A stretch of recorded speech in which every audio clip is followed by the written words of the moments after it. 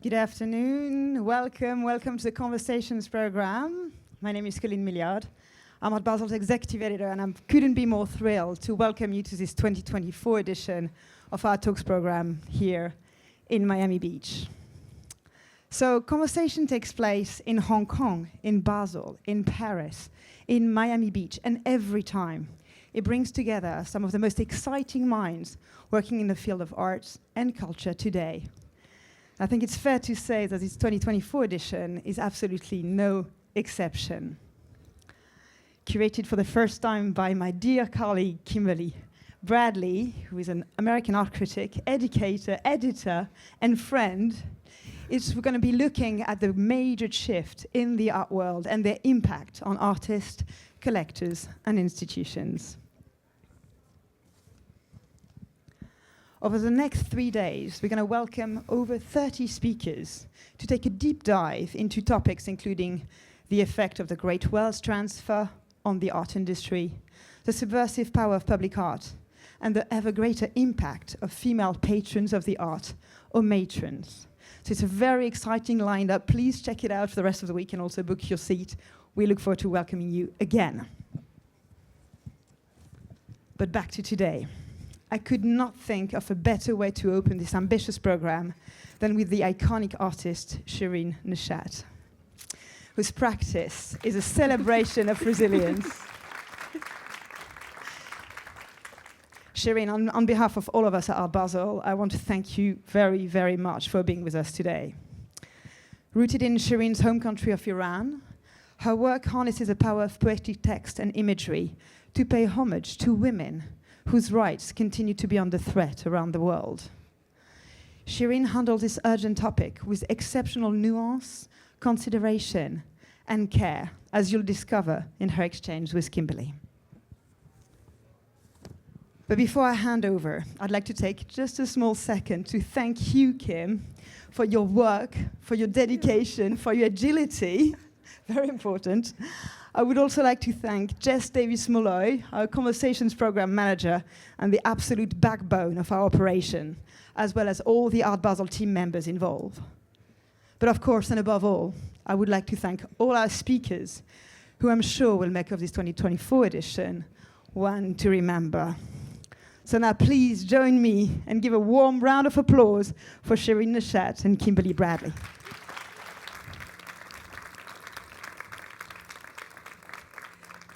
I'd like to return the thanks to Colleen. We're a very lovely group, and also to Jess and the entire team here, the tech team.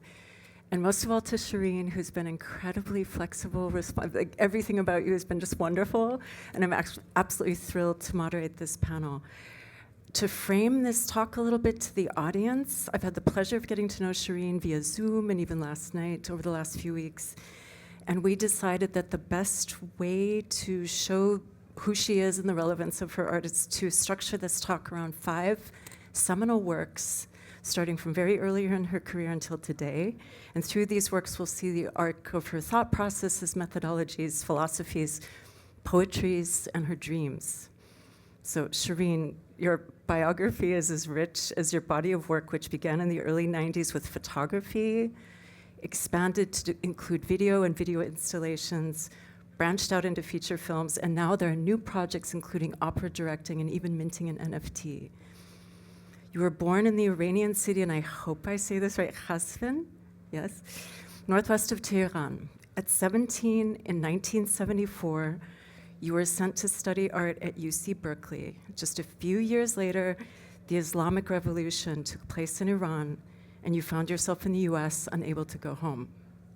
You didn't return to Iran until 1990, but the country had changed dramatically from the one you had known. After this time, you began to photograph yourself wearing the chador, or veil.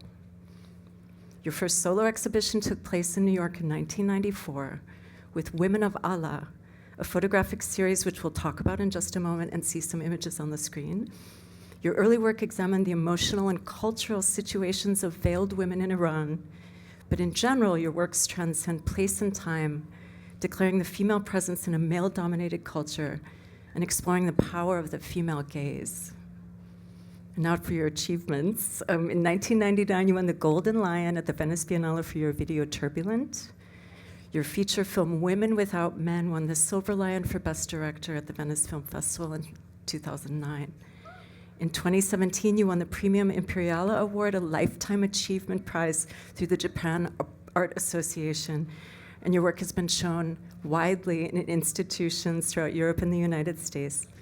Most recently at the retrospective at the Broad in LA and a solo show at the Pinakothek der Moderne in Munich, but never in Iran. Your work is timeless, relevant, and for me represents how resistance and female empowerment can be utterly poetic. And I feel like we should maybe clap again before you give a couple of words. Thank you. Can you hear me? Yes? Yes. Okay. First of all, I'm really, really honored to be here among all of you at Art Basel. I'm really looking forward to my conversation with Kimberly. I heard there would be no questions, which is a pity because I would have liked to have engaged and entertained some questions, especially in light of what is going on in the world, in this country, and we could really talk about the role of art and artists in time of political crisis. So, but I hope that Kimberly and I will be able to touch on some of the issues. And just very briefly, for those of you who may not know me very well, I need to just say that a couple of things, that my artistic practice has been very untraditional and unconventional from the inception. It was really an accident. My education played almost no role in the evolution of my work. And in fact, I'm an artist who, to this day, is untrained in any medium I work with, photography, video, film, or opera. I've never studied those mediums. So my relationship to mediums have been also very untraditional. And unlike a lot of what people think of me as a political artist, I think my work comes from a deeply personal and emotional place. And it really has been not autobiographical, but a way to bridge what goes on inside of me, my inner world, and the world that I live in. And that every project, every image, every story is really about framing a series of questions. And those questions that happen to be not just interesting, but important to me as a human being and the way it's in fact impacted my life, but I think to the world at large, because I'm interested not only to make work that talks to me, but really raises issues that transcend above and beyond my little existence. And the last thing I wanted to say, I feel that my work always consistently has been about finding a balance between fiction and truth, the poetics and reality, and beauty and the horror in the world. Now I turn it back to you, to a conversation, but I thought it was important for me to say these few words. Thank you. Thank you so much. No, we'll clap again. We'd like to start with your early body of work, Women of Allah, from the early 90s, and can we roll the images? Thank you. So this first series of photographs that you produced in the early 90s combines images of women with written words taken from religious texts. And you did mention a few things about your practice, that you're unstudied in the mediums that you work in. But there was a period, you went to art school for painting, if I'm correct. Yeah. And there was a long period where you didn't make any art after art school. And then you began after this trip to Iran.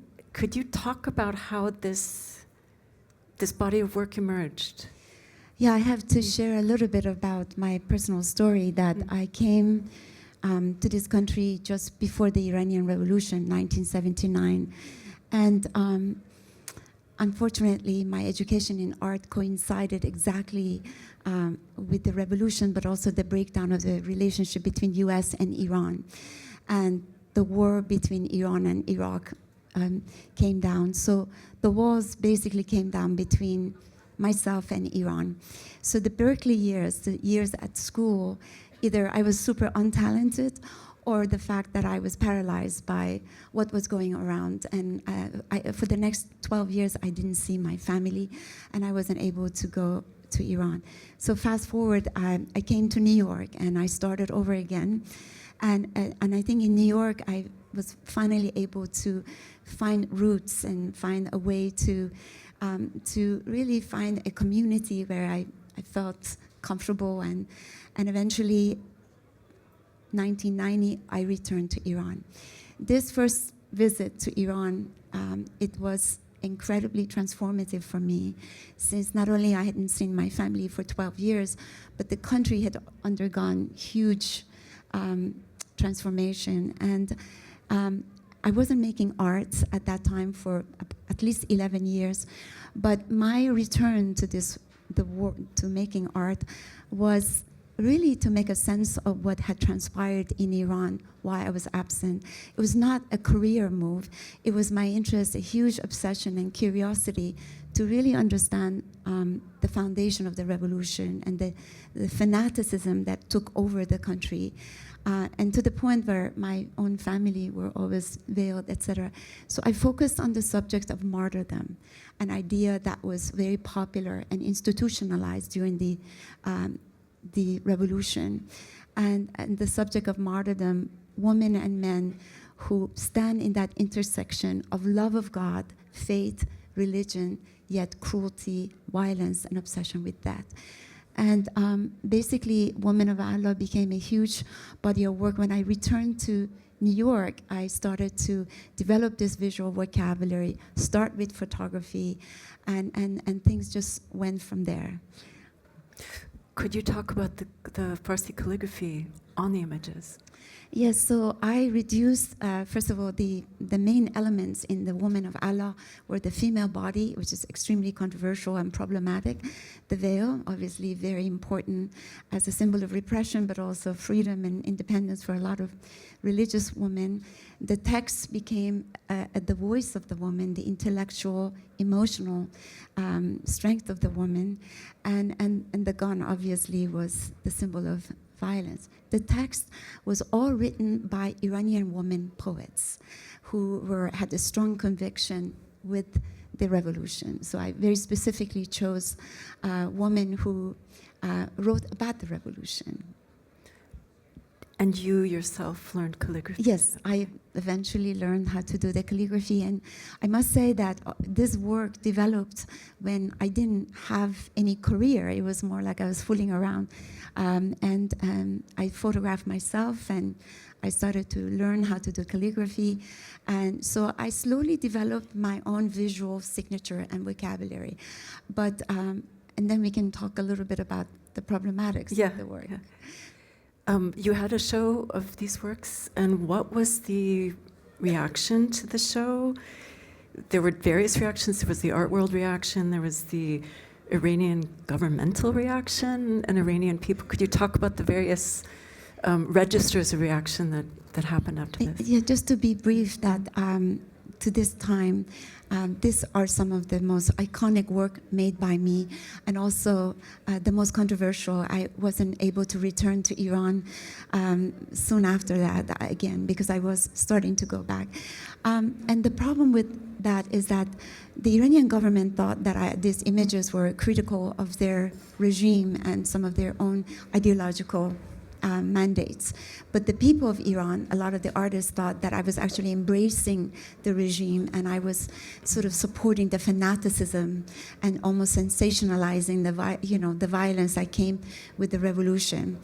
And the art critics in the West were completely puzzled, and they thought that I was just being sensational by making this somewhat erotic images of women armed. And the truth is that I have to say that these were work that were made by an artist that lived outside. I had no clear point of view. As I said earlier, I was opening a series of questions to find answers, like, what is it like for a woman who gives birth to equally be able to kill or commit cruelty and violence? And so every image, in a way, define that kind of paradoxical. And I think the lack of point of view and the conceptual approach that I took to these images was over the head of the Iranian government and a lot of people who could not distance themselves from the subject of the revolution that had disseminated the Iranian community, and many of us have paid a great price. But so to this day, this work become very critical to a lot of people, but I think they remain very relevant to this whole concept, this ideology, this fanaticism that it's somewhat related to the fundamentalist Islamic approach. Did you expect this to be so widely seen and discussed when you made the work? No, and to be honest, unfortunately it caused an end to my entry to Iran, and to this day, most of the Iranians that I think have not been able to see my video work, etc., really know me by this body of work. And I think over the time, you know, of course, I have developed a point of view. I am more critical. I think there was something very romantic and nostalgic about the woman of Allah, clearly from an artist who lived in the West, but now returning and picking this particular theme that was highly problematic. So I know I played with fire, but this is a work that it continues to be, very problematic for a lot of people, but still is what most people know me by. I think we should move on to the films. We're going to look at 2 one-minute excerpts of Turbulent, for which you won the award in Venice from 1998, and Rapture from 1999. So, yep.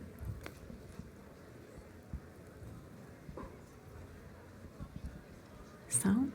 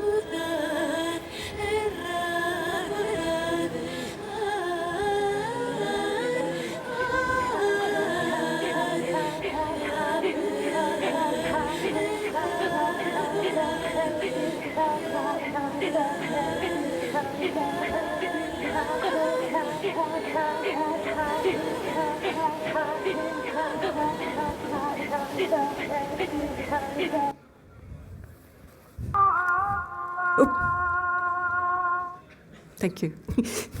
Clap for this. Let's talk about Turbulent a bit first. You told me in our lovely meetings leading up to this that was a reaction to women of Allah. Yeah. In what way? Well, as I explained earlier, the woman of Allah had cost me a lot. Another long separation, again, from my country, being in exile, and all the judgments that came with this politically charged work. And just intuitively, I felt the desire, as I explained earlier, to really be radical and rebel against my own signature work, which by now had become successful. People were buying The Woman of Allah and in editions and everything, and that was my income.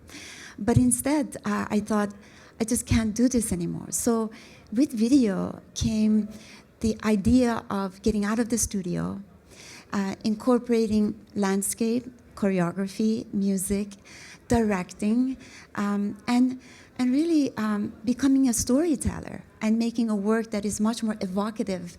And even though politically charged, as you could see, my work is always, always focused on the woman, of the plight of the woman. We're absolutely against the wall. I mean, obviously, I'm a woman, so I care a lot about particularly the women of Iran and how they've continuously been against the wall, but always fighting back. It's something that I've looked up to for myself. And so, you know, Turbulent was about a woman. Women are not allowed to perform publicly in music. And so it was really a statement about the absence of women in, you know, musical industry. And while the man sings to a full theater, the woman sings, and he sings the traditional music, and she breaks every rule of the traditional music. She has no audience. It's without any language. It's guttural.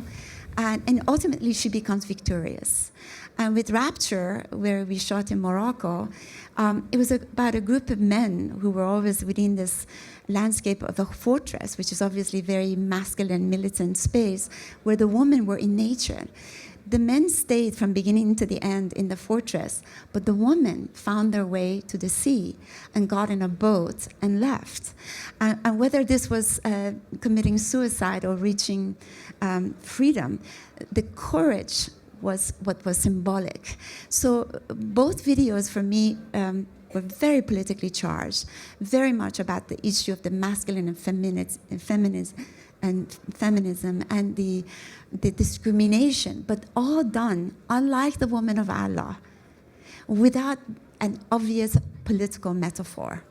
And also, by the way, I felt with these two videos that I was a dance choreographer. I mean, with Rapture came the idea, let's have 100 men in white shirt and 100 women in black, and then leave them in nature and fortress. It was unbelievably beautiful.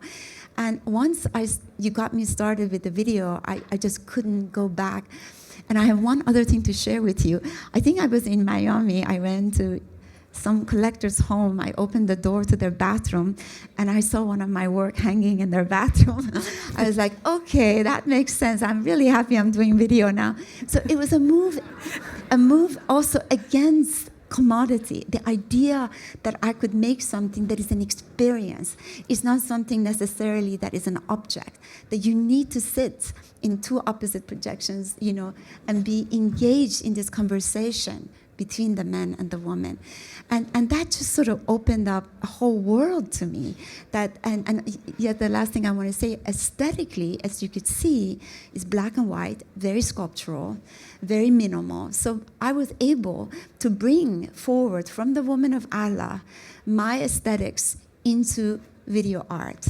And I don't know how that happened, but I found a new language, and now people knew me as this artist who makes these double channel projections as opposed to the photographic work with the calligraphy. So now I had a new identity. The thing that struck me, I got to watch every film Shirin has ever made in preparation for this, and it was like my own at-home fabulous film festival. So I thank you for there's so many of these dual channel works from this period, and they're absolutely gorgeous, every single one of them. But what struck me was the sound, how you experiment with sound. There's even another piece that was done in collaboration with Philip Glass. Could you talk about the importance of these experimental sounds that we're hearing, and how they came to be, maybe how you developed them with others or with yourself? I mean, it's interesting because in the photographs, I always thought that the poetry that was written on the text on the photographs were really conveyed the emotional quality. They were the voice of the woman. But with the videos, the music became that emotional quality. And very often I use, for example, Turbulent, the man sings poetry by Rumi, where Susan Dehim just does this incredibly outrageous music. And so for me, music, and especially now that I work with opera, it's this incredibly powerful, emotional, universal language that needs no translation. So I can put in front of you a narrative that somehow seems very specific to a culture, but I can put in your ear a music that brings you out of those specificities and reaches you in a very different dimension. So I think there's a great power to music. So I worked with Susan Dehim, I worked with Ryoichi Sakamoto, I worked with Philip Glass, and now I continue to work in opera.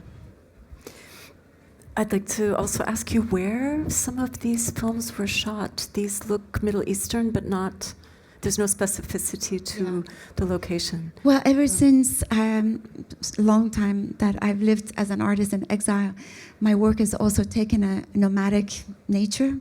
I have traveled all over the world to make Believ's Iran. I've made most of my work in Morocco, in Mexico, in Turkey, and in Egypt. So I have learned to be this nomad and really try to recreate. I don't even think it's possible for me to make work in Iran anymore, because I am truly this hybrid artist who will be a total misfit at a very authentic location. So this is the way I work. I always work in different, like a there's a gypsy. Universality, though, to the locations. It's it adds a layer of poetry, I think, to the imagery and to the sound. Yes, and I wanted to say that, I mean, that's, I think, very right for someone like myself who, like I said earlier, I don't make work that is truthful or documentary. I'm not a speaker or a right spokesman for the Iranian people, Iranian culture. I can't even return to Iran. I haven't been there for a long time. So my work is definitely a manifestation of a series of hybrid cultural influences. And I will never be authentic to American culture or Iranian culture.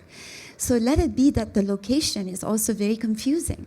And it may be that I'm making work that is speaking to Iranian people, but it really isn't. It's talking to you and about you. So I've always felt that's exactly where I belong, that I'm not only addressing a single type of audience, location, language, religion, but even though on the surface the work looks very Iranian. So working as a nomad in different locations, it's a perfect fit for someone like myself, I believe. It is. Let's look at the other two clips we have. You moved into feature filmmaking in the late aughts. So Women Without Men, from 2009, you won the Silver Lion with it. Features 4 women as protagonists. It's set in 1953 Iran in the midst of the US and the UK-backed coup, and they're fighting not only for democracy but for their own personal freedoms. And they kind of find the latter, personal freedom, in a idyllic villa situation with a garden together. And it's a very, very compelling film.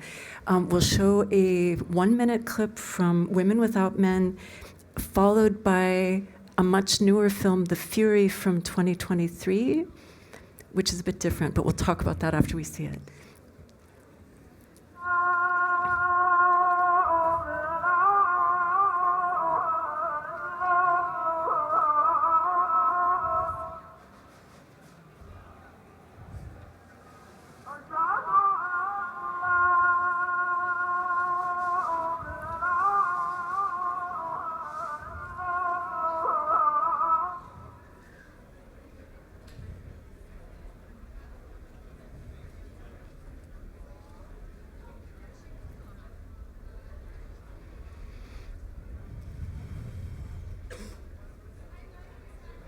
حالا فقط سکوت بود.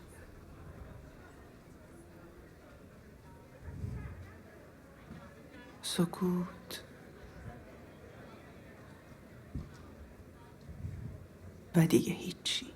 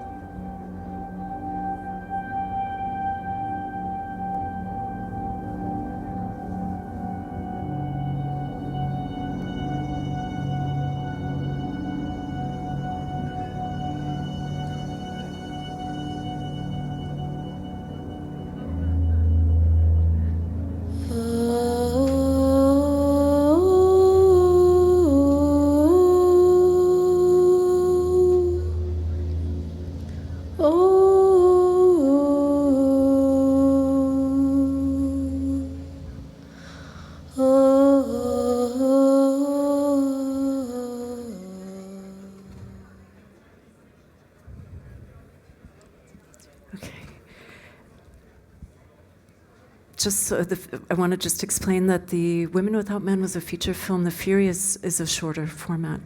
How did you decide to make long narrative feature films? 'Cause it's another evolution in your... As I explained to you, I go through these chapters. I was working on the photographs. I rebelled against those, and I made multiple videos. But by 2000, and I believe 5 or 6, I felt a certain exhaustion from the art world. I felt that at the end I was just participating in a world that was, again, still about an art market. We are in an art fair. And I felt that I wasn't really able to reach out to an audience that a community such as my own community in Iran, who could see something, within their own context. And I also wanted to really experiment with the medium of cinema, because I really fallen in love with the moving picture. So I took a leave of absence from the art world, and I took a book called Women Without Men, a very well-known magic realist book written by Sharnush Parsipour, who was in prison for a number of years because of this book. And it was considered sacrilegious. But essentially, if I could just say a minute of description, it's about a few women, 4 women, who basically run away from their very difficult lives in Tehran. And they come together accidentally in an orchard in the countryside. It's magic realist film. And in that orchard, they create their own society away from reality. A world that has its own logic. It's like the Garden of Eden. So that was the very magical part of the story. But the other part of the story was that the story took place in 1953, where the country of Iran was undergoing a coup d'etat organized by the CIA. So I created a film that, in one hand, followed the lives and the plight of these 4 women as they looked for an idea of freedom and independence. But at the same time, we followed the country of Iran, almost like a 5th character that was also looking for an idea of freedom and democracy away from the imperialism. And so this was a project that took me 6 years to learn to write a script, to direct. We shot it in Morocco. It was a huge undertaking, and it felt the closer to giving birth, except it took 6 years instead of... and eventually it showed in Venice, and I won the Silver Lion, which was really shocking, because this film is not an ordinary film. It's a very artistic film. But I was able to bring my signature as a video artist into the filmmaking. And then since then, I've made 2 other feature films. Looking at this film now and looking at the current conditions in Iran, does it mean something different to you over time? Well, can I say that majority of the people of Iran know me now by this film, because this film was disseminated under piracy in Iran, so lots of people saw it. And this book was very famous, and it was about 1953, a period of Iran that is vastly forgotten. The culture of Iran as a cosmopolitan, really interesting time, and so it really celebrated a period of Iran that people really appreciated. It was not controversial. It was truly a wonderful experience to be able to give back to the Iranian community this novel that was, this writer paid a huge price, and she not only was in prison, she suffered from mental illness, and she's now living in poverty, in exile. And so for me, one of the greatest honor in my career has been to make Woman Without Men. It's not a flawless film, it's an absolute experiment, but I am very proud of it, and it was not as attacked as The Woman of Allah, even though it was politically charged, but yeah. Who were your cinematic aspirations? Because the cinematography in this film I'm is glad just you asked stunning. that. For some of you who may know, for example, Andrei Tarkovsky from Russia, I'm big in filmmakers who come like me from more oppressive societies that have dealt with a lot of censorship and boundaries, and their work, it's a little bit like self-censoring itself in a way, but to me Tarkovsky was a poet, a philosopher, and his narratives were always so complex and existential, but always politically charged. So he, at the beginning, was a very big influence for me. I've been very influenced by Buñuel. I've been influenced by Iranian filmmakers like Kiarostami. But a lot of the filmmakers were very visual, because obviously my weakness is the dialogue, the strength was the visuals. So I looked up to a lot of filmmakers who really relied on the visual strength to tell the story as opposed to the language, because I use as little as possible the dialogues. So to this day I watch a lot of films, and I have a lot of directors that I'm a big fan of. Going now to The Fury, which again is a shorter format. The big difference with The Fury is that it's not shot in a possibly Middle Eastern location. There's still the authority, like you could see this woman defying an authoritarian figure, but it's shot in the West. Yeah, I made a complete return to The Woman of Allah with the work that you just saw, The Fury. And I explain why. I think after Turbulent and Rapture, I promised myself that I would never ever make real political work, that I would always try to stay in that kind of conceptual, evocative work. But before Woman Life Freedom movement, which most of you may be familiar with, an uprising, almost a revolution that transpired in Iran in 2022, I was inundated. I live in Brooklyn, New York, and I'm always thinking about what if I don't go to Morocco or somewhere to make a film, but actually work right here in America. And so I'd been thinking about it, but in the meanwhile, I was following this notorious prosecutor's trial.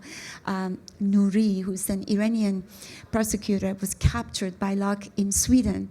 And he was responsible for the massacre of 2,500 to 3,000 innocent political prisoners. And many of these prisoners were raped and sexually tortured, etc. And there was a lot of testimony by the families. And I just got immersed into this trial day after day. And it occurred to me that I had always worked around the female body as an object of religious and political rhetorics, the body of woman used by the Islamic Republic of Iran as embodying their mandate in the women's bodies. I've used the writing of women who have talked about the body as a form of sin, shame, disgust.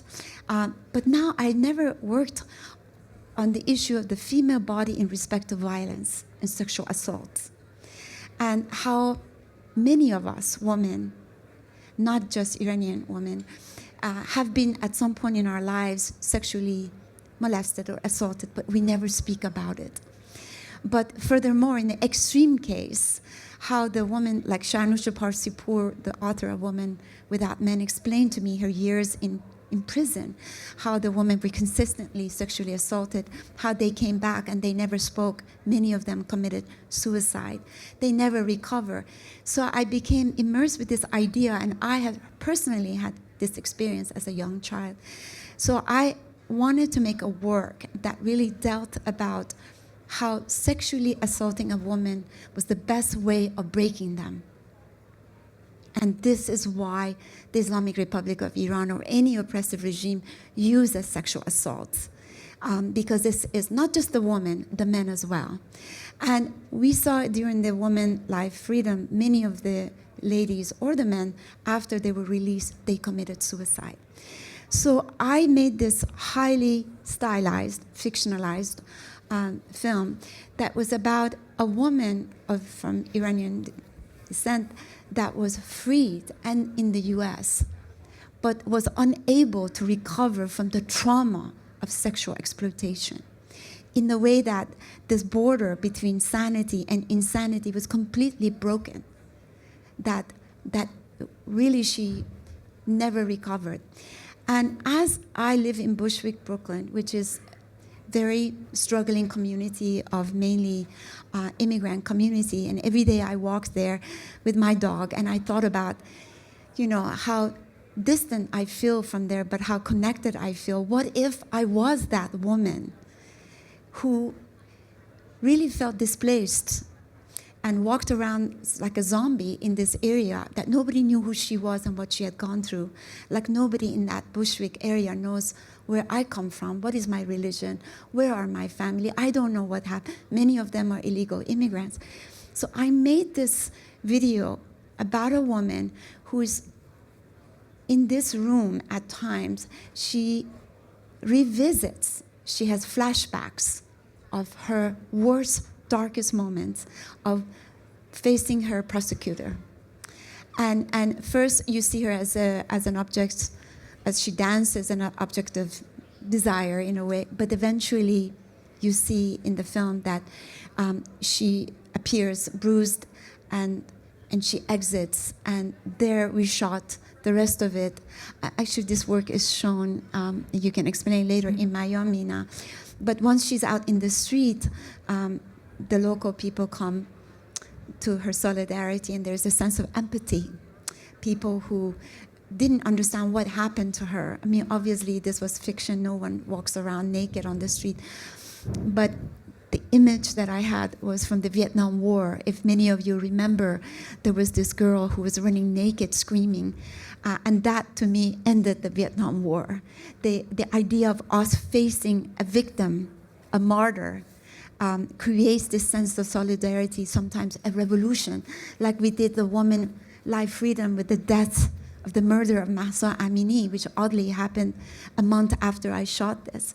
The Iranian people saw a martyr, and that unleashed the rage and created a protest. So it's absolutely uncanny, the making of this video that was highly intuitive and pure fiction. It lived a month later, and you saw the protest. But the protest here was by my local community and people that I felt that if that woman was me, those people will come to my rescue. Sorry, I went on too long. No, that's wonderful. Thank you. I don't really ever feel like stopping you. We talked about, to segue from exactly this, you've said in different interviews over time that you're not necessarily a direct political artist, although in a way you are. I wonder what you think of the statement of artists taking responsibility in difficult times. I'm so glad you asked that, because, as much as I said earlier, I so wish I could just not make political work. And I mean, it really comes down to where you're born. I mean, I'm born to Iran. And do you think it's possible for an artist from Palestine or Israel or all these politically volatile cultures to distance themselves morally, emotionally, psychologically, politically from the political reality? I mean, even if you make flowers, it's a political statement, isn't it? So the reality of those artists such as myself that have an incredibly unresolved relationship to their country is that it's inability to be muted to what is going on and how that might impact your work, even though in my case it's never direct. And I think talking about the state of political art today, I mean, there is something I always distinguish between activism and making art and being an artist. I always say that in activism, you can say everything outright, you know, but art, you know, you don't decide for your audience what is good and what is bad, who is right and who is wrong. You don't, you know, I think in activism you can. And I'm not interested in making art that tells people how to think, and I would like for them to think for themselves. So it is a completely complex place to be where you want to speak to people about what is going on and have a conversation like we should have had today. But at the same time, you have to hold back because it's very complicated and you don't want to disrespect. And the art is not a propaganda. Art is not a propaganda. It should never be. And therefore, I really separate the two together. But we're living in an extremely difficult time. And I think that for artists like myself, we are really thinking about the future, how we speak to our audience, and the work that we'll be making in the future, and how it would channel the suffering that we are seeing in the world today, and that we are not neutral. We cannot be neutral to what is going on in the world. And I really mean it, but doesn't mean that we have to become an activist at the same time. So.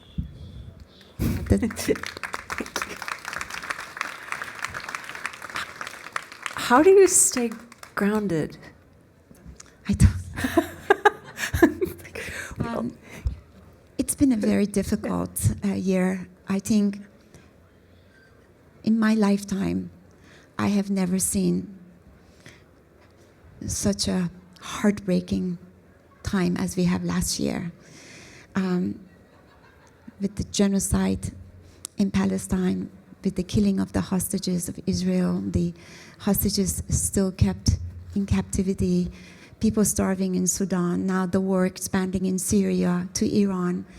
I am worried to death every day if Iran is going to be part of it. I'm worried about this country. And in my household, I'm married to an Iranian who's very politically involved, engaged. It's pretty schizophrenic. It's very difficult to be able to focus and to live, if you can call it a normal life. And we shouldn't be comfortable. We shouldn't be comfortable. We shouldn't. We should care about what is most threatening and what we as human beings can do, and that we do have a voice. And I believe culture and art, it can be very critical. I take my job very seriously, but I am nervous and I am worried. I think all of you should be worried. We should be uncomfortable. And there's a great threat as we sit here in this incredible, wonderful art fair of Art Basel. Hell is breaking loose outside. And people are dying in the horrible way and starving. And I am worried, so I'm not relaxed. But do you have hope?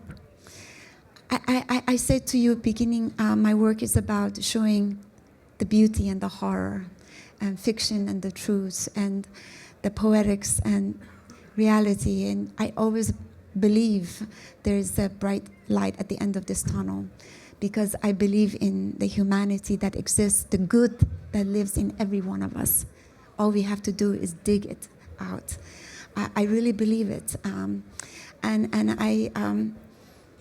If you talk to my husband, he's not very optimistic, but I am optimistic, and I think the optimism doesn't come from the leaderships, but it comes from individual responsibility that we can take. I really believe that.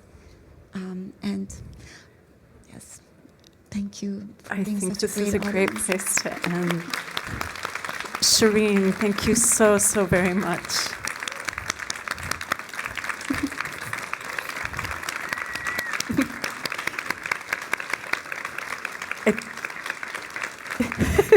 I'd just like to say that The Fury is on view at El Espacio, at the project space of PAM. It's in a group show, and I think it's up for a while. You might have a Yes, I was really honored that the Perez collection has acquired this work, which is very brave for them to do because it's a difficult piece. And it's called The Fury at Esposito. I think it's on view now. I'm very, very honored to be in this. It's a group exhibition, but I would be very happy. It's about 10-something minutes, not too long. But thank you so much for being such a great audience. I see so many faces that I know and I don't know, and I'm very happy to be with you today. Thank you so much for being here today. Thank you, Shirin. Thank you.